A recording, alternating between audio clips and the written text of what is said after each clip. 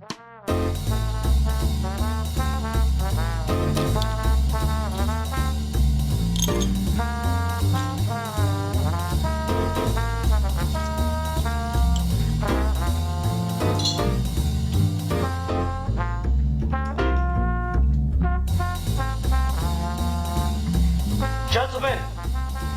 the time has come once again to discuss things.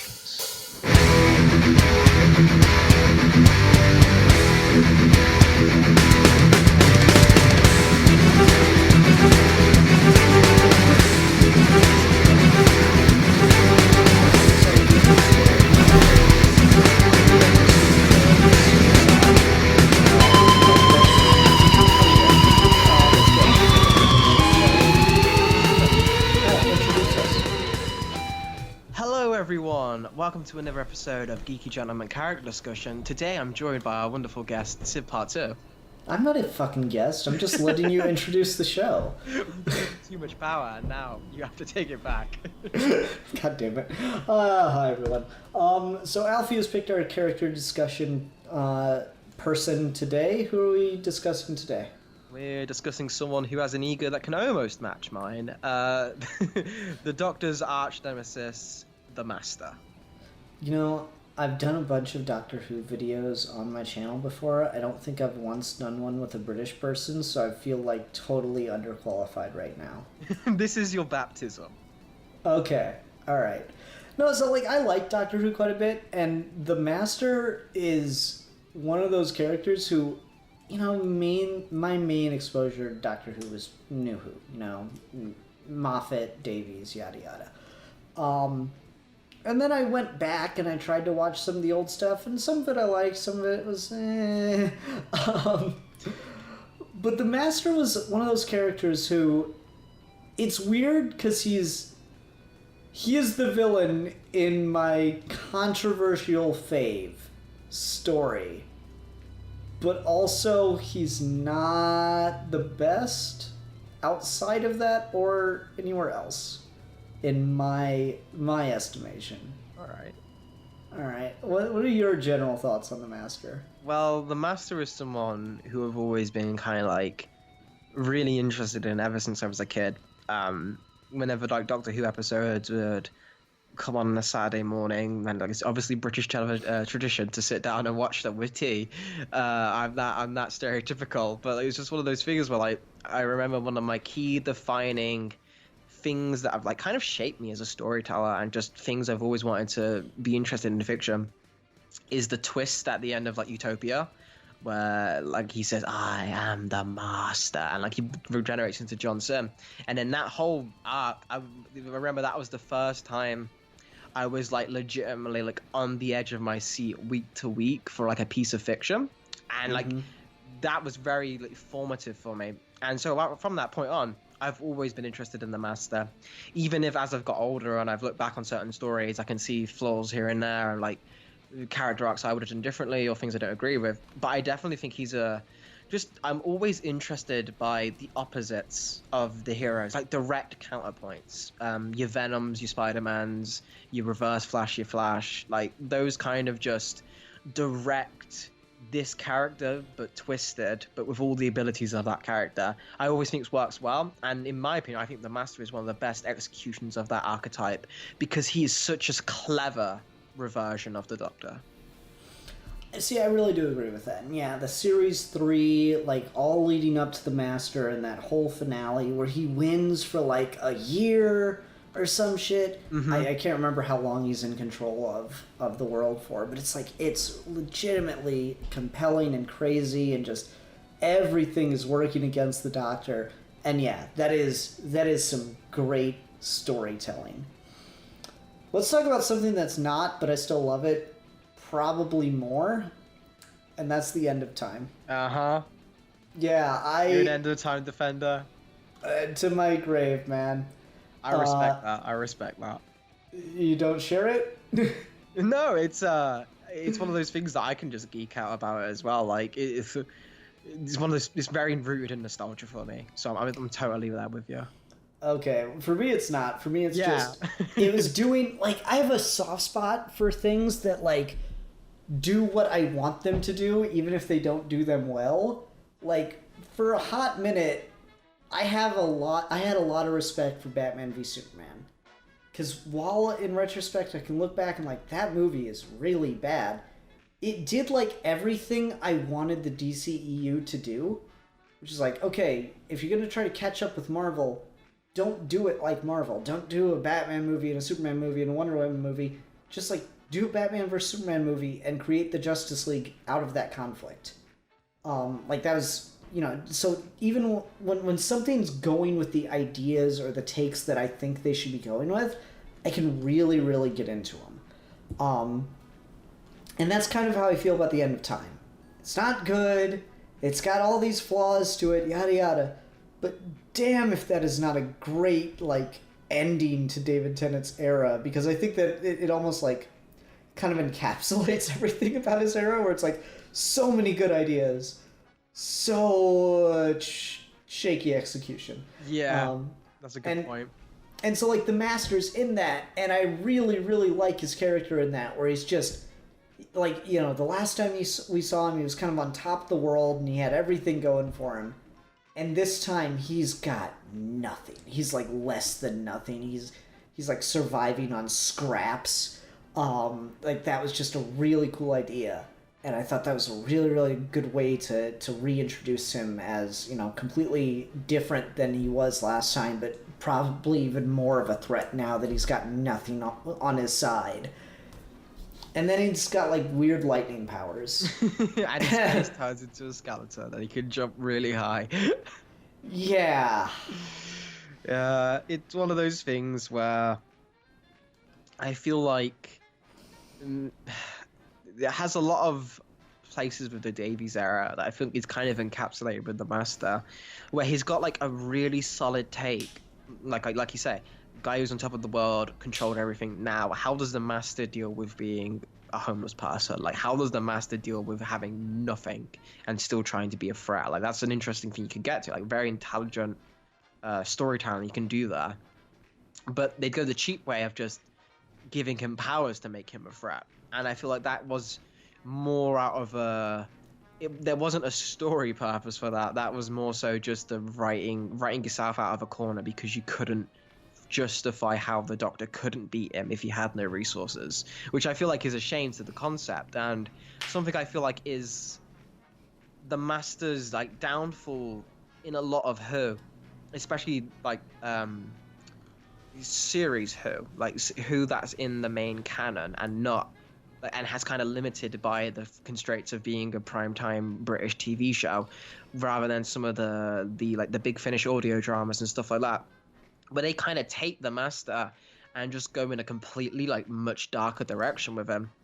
But it's a much more, like, pseudo-intellectual direction, rather than, I guess, the fact that they give him, like, the laser screwdriver, which I totally had as a kid, and it was really cool. But it's one of those things where, does he need that? Does he need to have an actual weapon versus the Doctor? Or is he smarter than the Doctor and that's his weapon kind of thing?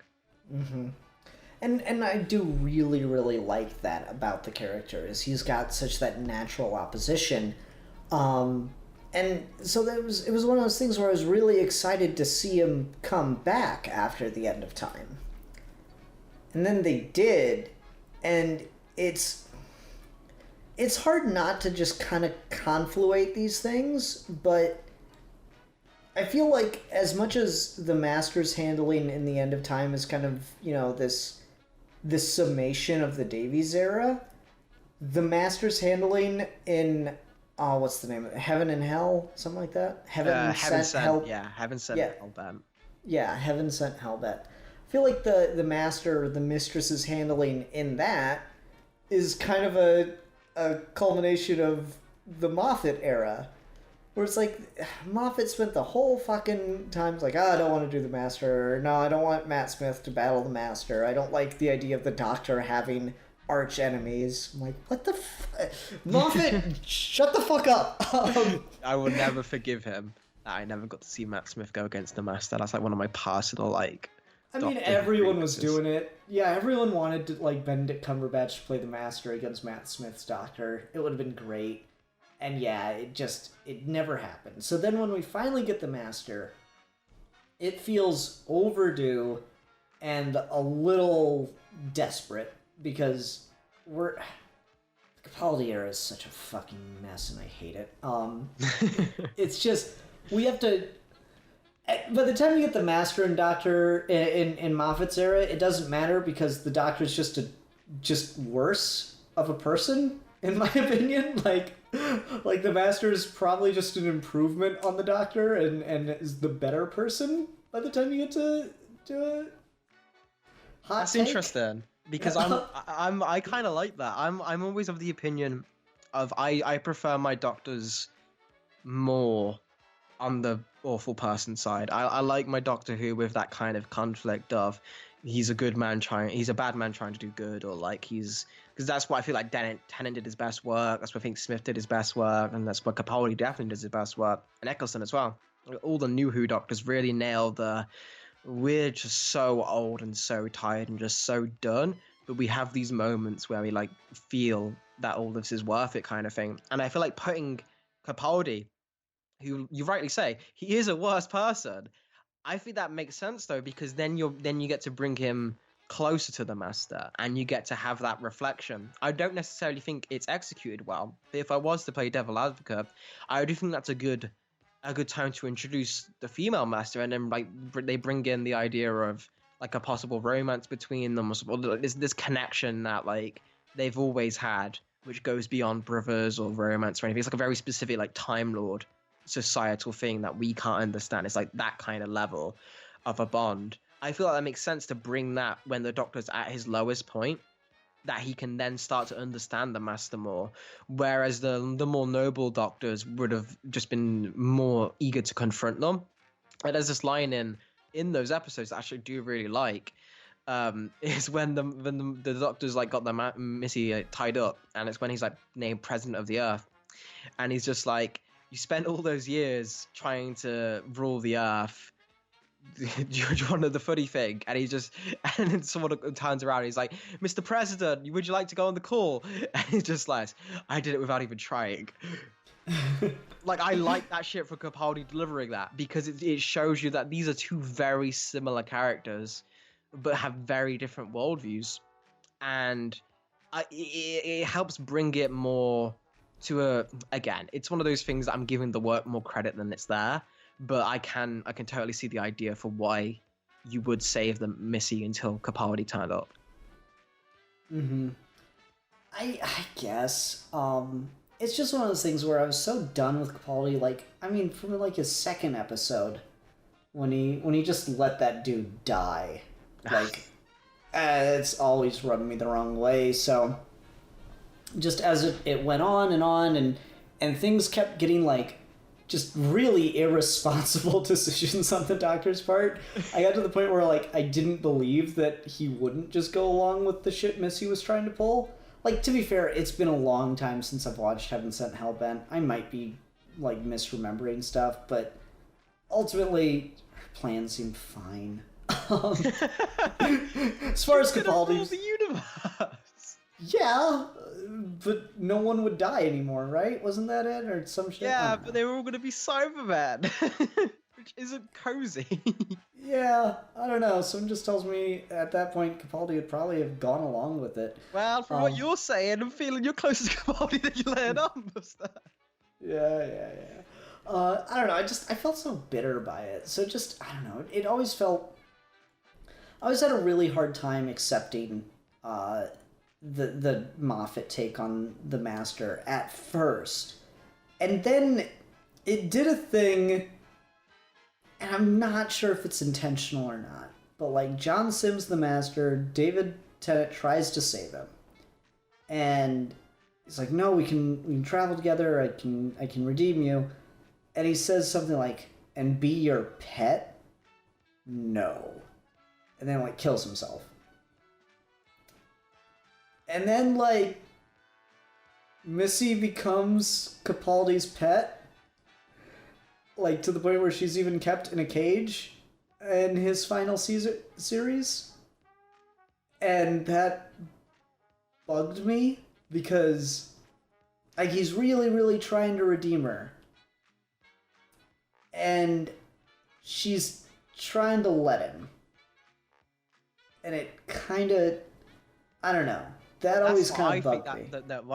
You precisely described why that works for me. Because all of that leads up to John Sim coming back and then killing himself again. Mm-hmm. That is like legit. He sees what he's going to become, the pet, and he's just like, no, I will end my future. I will be the one. Like, I have a thing about the Master. I think this has been a really smart move, and I hope they stick with it. If obviously she will return in future, but when we don't know how many regenerations are between Missy and Johnson. I really want there to just be like, that's the definitive end, is the Master kills himself, and that's how that's how the Master dies before they could be redeemed and join the Doctor forever and finally have that moment of, oh shit, I can have a better life. His past self is just so full of hate that he denies his future a chance at redemption. So that is so inherently fucked up that you could only do in sci-fi, of like showing that your past mistakes will drag you down. That like there's such an idea. I really love it, and that's why I can get past the season of her being the pet, because I think it has a really, really great payoff. You're kind of selling me on it, not gonna lie. You really are. I'm gonna pull full on internet fanboy and just hate it on principle, and there's nothing you can do to convince me. All right, man. I am not. I am not the meme of change my mind. I am the meme of no. Oh, you. Yeah. No, I mean, you do make a really excellent point. I guess I hadn't thought of it in that way. Because the whole character progression of Time Lords gets so freaking weird, because you've got the idea of like, oh yeah, different brain chemistry completely changes your personality. Yeah, that's something. But then you've still got your same memories, so like, what sticks? Mm-hmm. Yeah. Yeah, it's a weird one. So besides Sim and Missy, do you have any other Masters experience? I know who my favorite Master is. Okay. That's Derek Jacobi. He was the Master in Utopia and the Master in the audio dramas.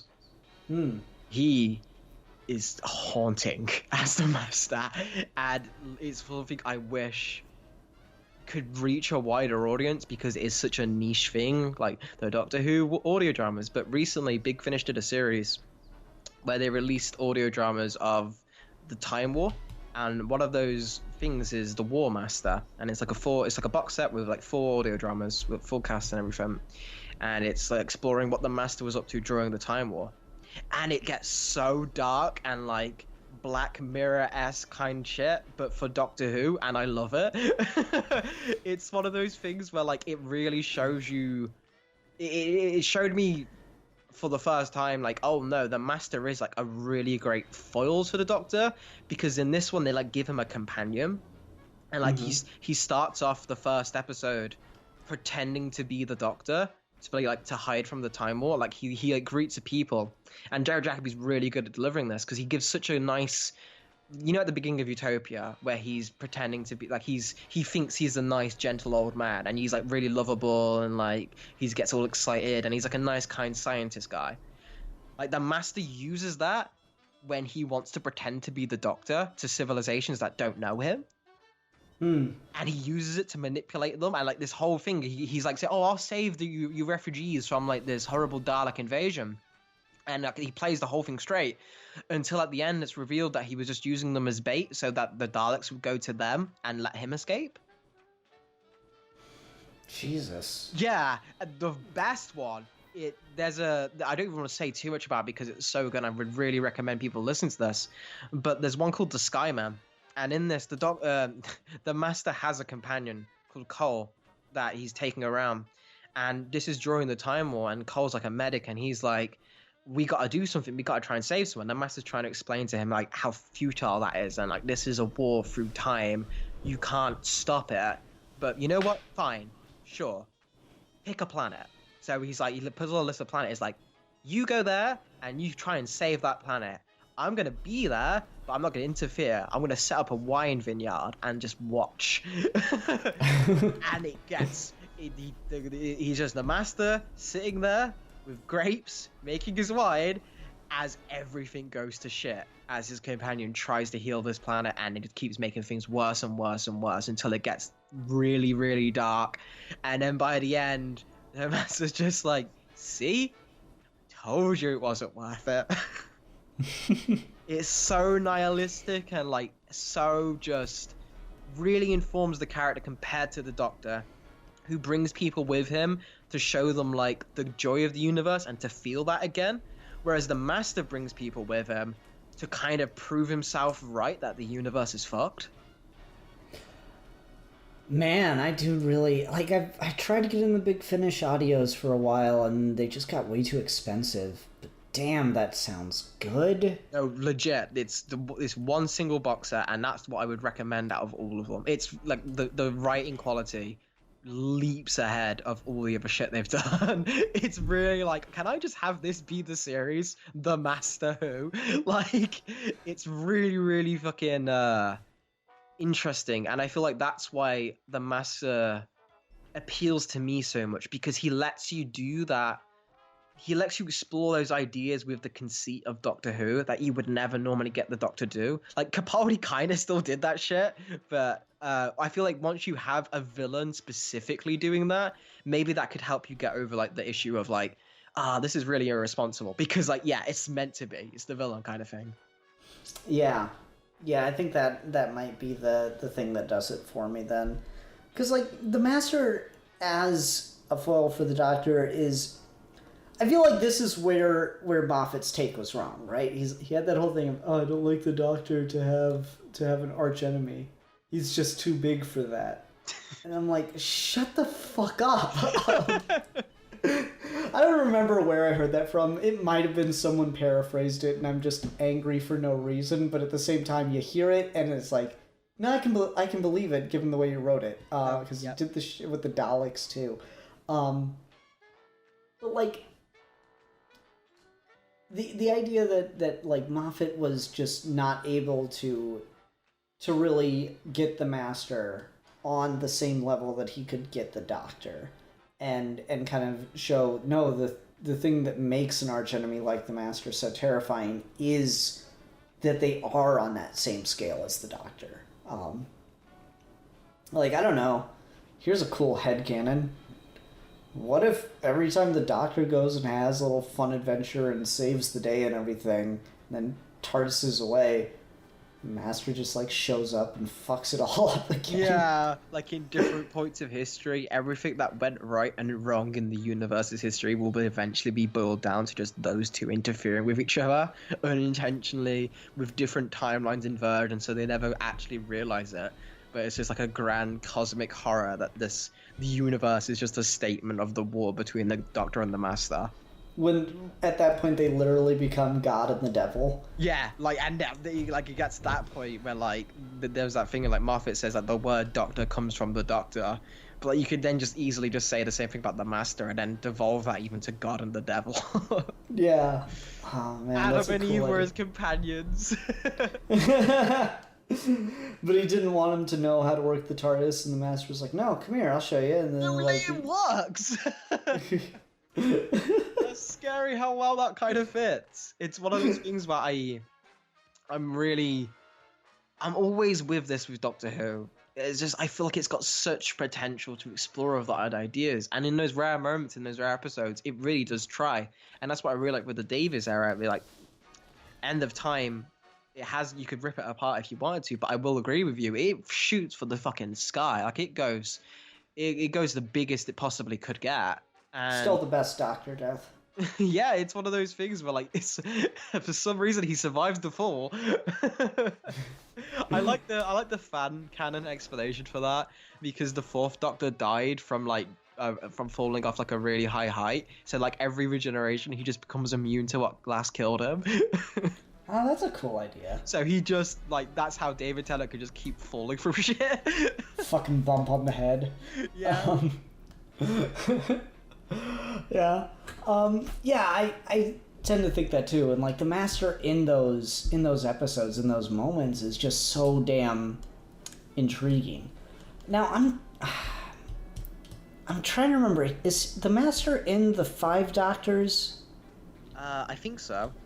Because doesn't he get absorbed by Rassilon, or is that someone else? Yes, that is the Master. Okay, I thought so. See, like, I feel like the Moffat take, though, of, oh, he doesn't need an archenemy, does come from, like, some of those more silly things where it just, he gets... It's like the Riddler and Batman, where if you make Batman always able to outsmart the Riddler, then it takes the one thing the Riddler has, and so it becomes kind of pathetic. So, like, whenever I see Master in, like, classic Who, he kind of comes off as a little more pathetic in that era. So, like, he's always getting outsmarted, in my opinion. It was one of those things where, like, the Doctor in that was a lot more infallible. Mm-hmm. And kind of, like, the more so, less of a character and more so just of an omniscient figure here that would, like how some people write, like, Superman, and this even if it's a very bad thing, because I think it worked a lot of the time, of just having this guy who's just, like, there to solve all the problems, but in a way where maybe the human characters have a different solution that could be good. And when you put that against the Master, he was a lot more sniveling. He went through a lot more shit. Like, he had that period where he was just the mummy face.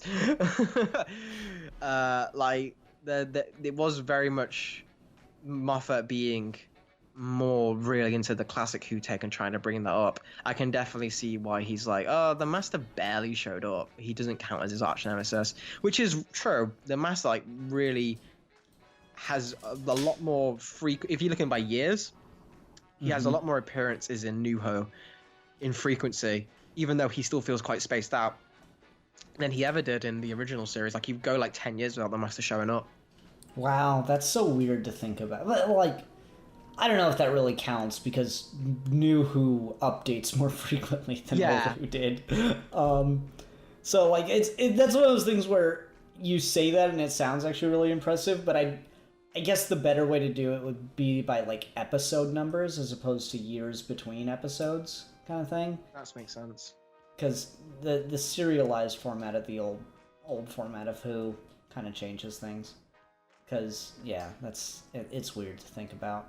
British television is strange, and we should feel bad. Well, I mean, all we have to make these things is tinfoil and gravel quarries. And we did gravel quarries. We made a universe of belief with that. The British did this in a gravel quarry with tinfoil. Literally. That's just like the Star Trek producers. Oh my. Alrighty. I guess let's go on to recommendations with the Master. So I'll just say, yeah, Series 3 and then The End of Time. It's the Master stuff. It's good. Bite me. Do you have a preferred take between those? Do you prefer... I know you said you prefer The End of Time, but do you like... I like The End of Time because of what it's doing for the Doctor, and I like the ideas it's presenting with the Master, but Series 3 is the much better Master story. Yeah, okay, yeah. I'm with you there. I'm feeling the same. I was just curious because there are very different, like, guy who... There are two different takes on the archetype of, like you say, literally becomes Prime Minister, takes over England, and then takes over the rest of the world, versus, like, the fallen friend. Mm-hmm. But me, I guess, again, I can't recommend enough. It's recent. You can pick it up from Big Finish pretty easily, and you don't need anything else, any context. All you need to know is literally just everything from the Utopia episode, which, again, I would also really recommend. Season 3 again. Just check them out. Big Finish, The War Master. They're doing a lot more of those, like, announced. Like, there's going to be another one where it's him and Paul McGann facing off against each other, which I think would really... have to watch that. Yeah, which would be really really, like Paul McGann's Doctor. which is going to be like, this is my favorite master, one of my favorite doctors, so keep an eye out for that. So if they keep up this level of quality, definitely. And if you can only listen to one, listen to the Skyman, because holy fuck, you will cry. Nice. All right. Well, shit. I always put myself in this place. Fuck it. I know what I'm doing. I probably shouldn't, but I know what I'm doing. All right. We're just gonna be the DC show from now on because it's all I can think about lately are DC characters. Next week we're gonna talk about Parallax. Yeah. He's scoily. Okay. It'll be okay, Alfie. I'll protect. I won't let him attack. That's the butcher. Oh, man. All right. Until next time, I'm the Philosopher. And I'm a geek for fun. And we are your geeky gentlemen. And we will be discussing things.